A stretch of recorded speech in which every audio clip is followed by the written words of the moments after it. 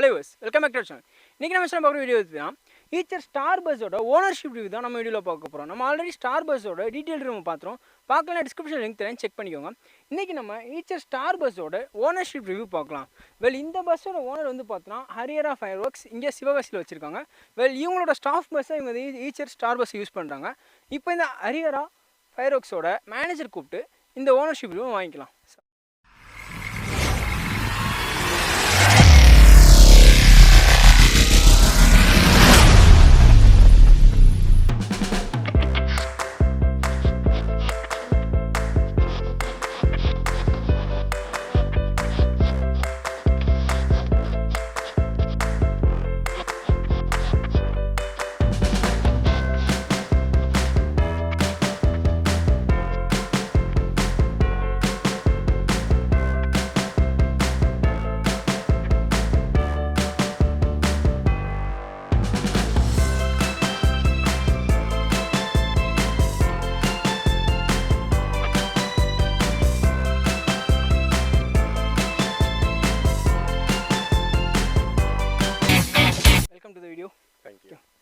உங்களை பேர் சொல்லுங்கள் சார்.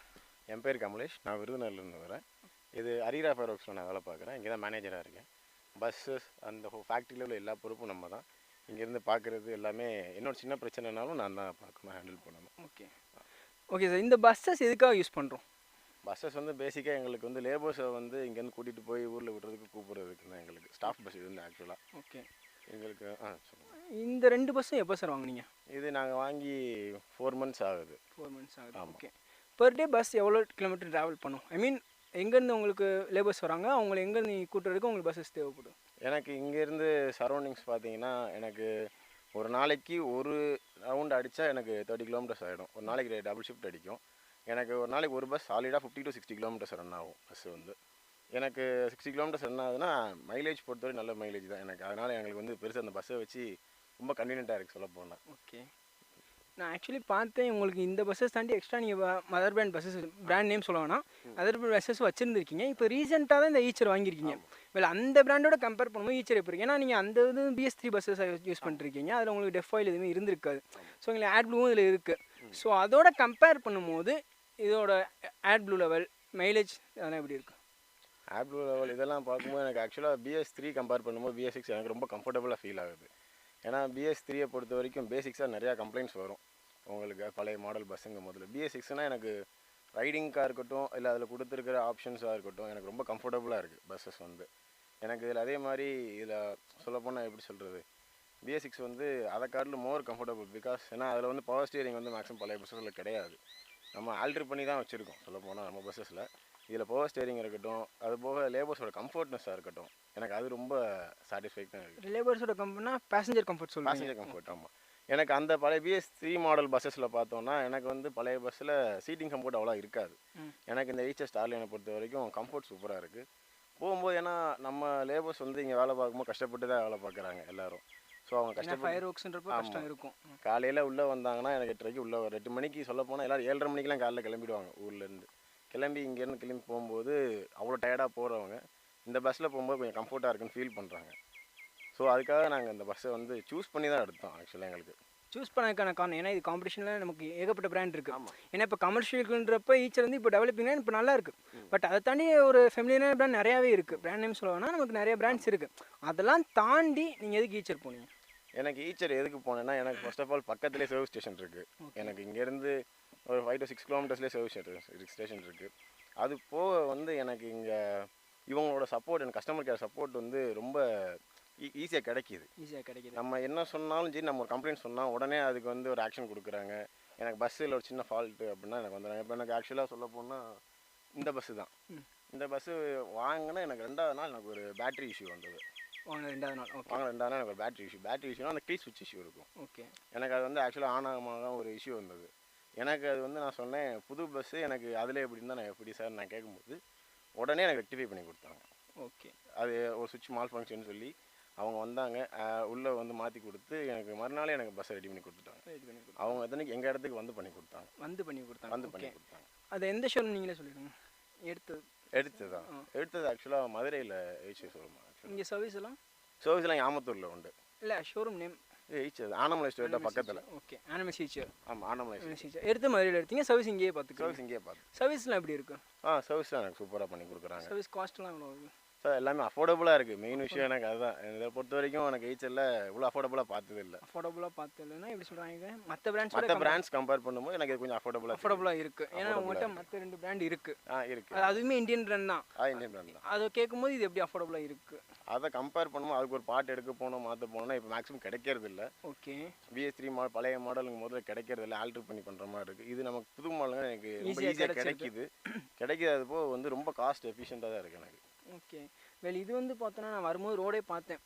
ரோடு வந்து அவ்வளோ ஸ்மூத்தாலாம் இல்லை, ரஃப்பாக தான் இருந்துச்சு. ஸோ ரஃப்பாக இருக்கும்போது உங்களுக்கு கண்டிப்பாக வீர் அண்ட் டியர் இருக்கும், டயரில் வீர் அண்ட் டியர் இருக்கும், பிரேக் பேட் இஷ்யூஸ்லாம் இருக்கும். அதெல்லாம் எப்படி இருக்குது? இல்லை, எனக்கு ஆக்சுவலாக பிரேக் பேட் இஷ்யூஸ் எனக்கு எதுவும் வரல. எனக்கு ஒரு முறை மட்டும் பேக் சைட் டயர் தேய்கிற மாதிரி ஒரு ஃபீல் இருந்தது. ஓகே, அதுக்கப்புறம் உடனே அதை அலைன்மெண்ட் பண்ணி சொல்லி கேட்டோம், பண்ணி கொடுத்தாங்க. இப்போ ஸ்டாக் டயர் நல்ல கண்டிஷன்லேயே ஸ்டாக் டயர் எல்லாமே ஸ்டாக் டயர் தான். எல்லா பஸ்ஸுமே இப்போ எடுத்து இந்த 4 மாதத்தில் ஒரு 7000 கிலோமீட்டர் 8000 கிலோமீட்டர் தான் வண்டி ஓடி இருக்கு. ஓகே, இந்த பஸ் எடுத்து ஒரு 20 நாள் அந்த பஸ் எடுத்தது எல்லாமே எனக்கு வந்து ஸ்டாக் கண்டிஷன் தான் இப்போ வரைக்கும். எனக்கு பஸ்ஸை பொறுத்த வரைக்கும் எந்த கம்ப்ளைண்ட்டும் எதுவுமே கிடையாது. எனக்கு என்ன சொல்கிறது, இதுக்கு முன்னாடி BS3 மாடல் பஸ் இருக்கும்போது எனக்கு அதில் ஒரு கவலையோ டென்ஷன் எனக்கு என்ன ஆகுன்ற ப்ரெஷர் இருந்துகிட்டே இருக்கும். இப்போ எனக்கு இந்த பஸ் எடுத்துல அந்த பிரச்சனையெல்லாம் கிடையாது. ஓகே, BS6 நிறைய பேர் சொல்கிறது சென்சார்ஸ் அதிகமாக இருக்குது பஸ்ஸில். ஆமாம், அது போக டெஃப் ஆயில் வந்து நம்ம டீசலே நம்ம நிறைய பேர் டீசல் ரேட்டே கூடி வச்சுட்டாங்க. அது போக டெஃப் ஆயில் வேறு நம்ம இதுக்கு ஊற்றுறோம். அதை நீங்கள் எப்படி ஃபீல் பண்ணுறீங்க?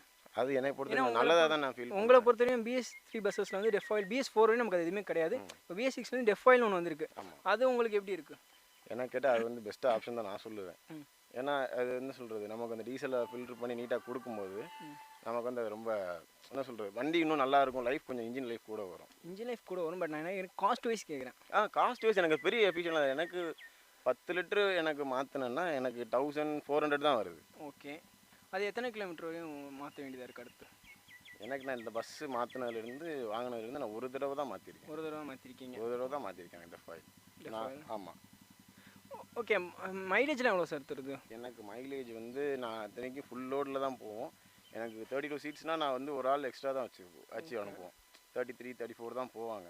ஒரு சில நேரம் தான் ஆள் லீவு அப்படின்னா லேபர்ஸ் லீவுனா தான் கொஞ்சம் கம்மியாக வரும். எனக்கு ஆக்சுவலாக வந்து ஃபுல் லோடு வச்சு எனக்கு பஸ்ஸு வந்து 5.8 கொடுக்குது. 5.8 நல்ல மைலேஜ். ஓகே, 5.8 கொடுக்குது. ஓகே, பேசஞ்சர் வந்து ஃபுல்லாக ஆக்குபைண்ட்டை தாண்டி நம்ம எக்ஸாக்ட் இன்கேஸ் உங்களுக்கு ஏதாவது பஸ் இஷ்யூ நீங்கள் 2 பஸ்ஸில் இருக்கவங்கள ஒரே டயத்தில் ஏற்றுற மாதிரி சுச்சுவேஷன் வந்திருக்கா? வந்திருக்கு. அந்த மாதிரி டயத்தில் பஸ்ஸோட பெர்ஃபார்மன்ஸ் எப்படி இருந்தால் நல்லா இருக்கும்? பஸ்ஸோட பெர்ஃபார்மன்ஸ் பொறுத்த வரைக்கும் எனக்கு எந்த பிரச்சனையும் இல்லை. ஓகே, நாங்கள் தான் எங்களோட சேஃப்டியை கன்சிடர் பண்ணி பம்ப் லாக் பண்ணி வச்சுருக்கோம். ஓகே, இப்போ பம்ப் லாக் எவ்வளோ பண்ணி வச்சிருக்கீங்க? 60ல் பண்ணி வச்சிருக்கோம் பம்ப் லாக். எங்களுக்கு 60ல் பம்ப் லாக் பண்ணி வச்சனால தான் மைலேஜ் நல்லா கிடைக்குதுன்னு நான் நினைக்கிறேன். ஏன்னா இப்போ இருக்கிற இந்த ரோட்லேயும் சரி, இல்லை நம்ம சொல்ல போனால் இந்த ரோட் கண்டிஷனாக இருக்கட்டும், அதுபோக நம்ம டிரைவர்ஸ் வந்து கொஞ்சம் வேகமாக வரணும், நம்மளே ஒரு சில ஃபோர்ஸ் பண்ணுவோம், லேட் ஆகிடுச்சு சீக்கிரம் வாங்கன்னு சொல்லி நம்ம மேனேஜ்மெண்ட் சைட்லேயே ஃபோர்ஸ் பண்ணால் கூட நம்ம சேஃப்டி ரீசன்ஸ்க்காக பஸ்ஸோட வந்து 60ல் வச்சுருக்கோம். சீரியஸ்லி எடுத்து கொடுத்து நிறைய பேர் வந்து பஸ்ஸு வாங்கினதுக்கப்புறம் அந்த 60 லாக் இருந்தால் எடுத்துடுறவங்க தான் இருக்காங்க. நீங்கள் லாக் பண்ணி வச்சுருக்க சீரியஸ்லி கொடுத்தீங்க. ஆமாம், ஏன்னா எல்லா நேரமும் நமக்கு நேரம் டைம் சாதகமாக இருக்குன்னு சொல்ல முடியாது. அதுக்காக வந்து நாங்கள் இப்படி பண்ணி வச்சுருக்கோம். ஓகே, டிரைவர்ஸ் எப்படி ஃபீல் பண்ணுறாங்க பஸ்ஸை ட்ரைவ் பண்ணும்போது? ரொம்ப கம்ஃபர்டபுளாக ஃபீல் பண்ணுறாங்க. நான் சொல்லும்போது அதுதான் மிச்ச கம்பெனி பஸ்ஸஸ் காட்டிலும் இப்போது எங்கிட்ட இருக்கிறது நான் சொல்கிறேன், எங்கள் கம்பெனி பஸ்ஸை சொல்கிறேன். ஏன்னா இதுக்கு முன்னாடி இருக்கிறது BS3 மாடல், இது BS6 மாடல். ஸோ இதில் வந்து டிரைவர்ஸ் வந்து ரொம்ப கம்ஃபர்டபுளாக ஃபீல் பண்ணுவாங்க. நானே இந்த பஸ் எடுக்கும்போது ஓட்டும்போதோ எனக்கு அந்த பாடி டயர்டோ இல்லைன்னா இன்னும் இவ்வளோ தூரம் ஓட்டணுமா அப்படின்ற ஒரு ஃபீலே இருந்ததில்லை. நான் இந்த பஸ்ஸை வந்து கண்டினியூஸாக ஒரு 100 கிலோமீட்டர்ஸ் ஓட்டியிருக்கேன், 110 கிலோமீட்டர்ஸ் ஓட்டியிருக்கேன். எனக்கு வந்து அவ்வளோவா பெருசாக டயர்டோ எதுவும் ஃபீல் ஆகலை. ஒரு 4 வீலர் ஓட்டினா எப்படி இருக்குமோ அப்படி தான் இருக்கும் இந்த பஸ் ஓட்டு. நம்ம வந்து ஒரு 6 wheeler high end vehicle commercial vehicle ஓட்டுன்ற மாதிரி இருக்காது. ஆமாம், ஒரு கார் ட்ரைவ் பண்ணால் இந்த ஃபீல் இருக்கும், அதுதான் இருக்கும். ஆமாம், இப்போ சீட் டைமே நமக்கு ஏற்ற மாதிரி அட்ஜஸ்ட் பண்ணிக்கலாம். ஸோ சீட்டை வந்து நம்ம கொஞ்சம் பேக் பெயினாக இருந்தால் கொஞ்சம் சாய்ச்சிக்கலாம். ஸோ அந்த மாதிரி இருக்கும்போது எனக்கு கம்ஃபர்டபுளாக தெரியுது. ஸோ எனக்கு மிச்ச வண்டி ஓட்டிட்டு இது ஓட்டும்போது எனக்கு கொஞ்சம் கம்ஃபர்டபுளாக தெரியுது. ஓகே, ஃபைனலி இப்போ உங்களை மாதிரி இன்னொரு இந்த இப்போ பிஸ்னஸ் பண்ணுறவங்க அது ஏதாவது ஸ்டாஃப் வெஹிக்கிள் வந்து இந்த பஸ்ஸை வாங்கலாமான்னு கேட்டால் நீங்கள் ப்ரிஃபர் பண்ணுவீங்களா? கண்டிப்பாக பண்ணுவேன். இந்த பஸ் வாங்கலாமான்னு கேட்டேன். ஓகே, இந்த பஸ்ஸில் உங்களுக்கு இந்த பஸ்ஸில் இது ஒர்த்துன்னு சொல்லலாம்னு எதை சொல்லுவீங்க? இந்த பஸ்ஸில்லையா? கம்ஃபர்ட் சொல்லலாம். இந்த பஸ்ஸில் கம்ஃபர்ட் சொல்லலாம், பெர்ஃபார்மன்ஸ் சொல்லலாம். நான் பெர்ஃபார்மன்ஸ் ஏன் சொல்கிறேன்னா, நாங்கள் பம்ப் லாக் பண்ணி வச்சுருந்தாலுமே ஒரு இனிஷியல் பிக்கப்புங்கிறது பஸ்ஸில் நல்லாயிருக்கு. நம்ம லேசாக வந்து கொஞ்சம் ஆக்சிடென்ட் அழுத்தி பிடிச்சா கூட சடனாக வண்டியில் பிக்கப் தெரியும். பிக்கப் தெரியும். ஆமாம். ஓகே, முக்கியமான சேஃப்டி பார்க்கும்போது பிரேக்கிங் எப்படி இருக்கு? நல்லா இருக்குது ப்ரோ. பிரேக்கிங் பற்றி ஒரு குறையும் சொல்ல முடியாது. மழை டயத்தில் கண்டிப்பாக சூப்பராக இருக்குன்னு நான் சொல்லணும். ஏன்னா எனக்கு வந்து இது நான் ஓட்டும்போது ரொம்ப கம்ஃபர்ட்டாக ஃபீல் பண்ணுற காரணம் ஏன்னா நம்ம எவ்வளோ ஸ்பீடாக போனாலும் இப்போ 60லே போகிறோம்னாலும் குறுக்க திடீர்னு ஏதாவது ஒரு நாயோ இல்லை ஆளோ பைக் யாரோ வந்தால் கூட நம்ம பிரேக் பண்ணுறோன்னா நமக்கு வந்து கம்ஃபர்டபுளாக இருக்குது பிரேக் பண்ணுறது. மிச்ச வண்டி மாதிரிலாம் பயப்படணும் இல்லை அலசுமோ அந்த பயம் இல்லை. கண்டிப்பாக எனக்கு வந்து பிரேக் போட்டால் ஒரு காம்பேக்டாக கரெக்டாக ஒரு இடத்துல போய் நின்றுடும். ஓகே ப்ரோ, உங்கள் டைம் ஸ்பெண்ட் பண்ணி வீடியோ கொடுத்து தேங்க்யூ.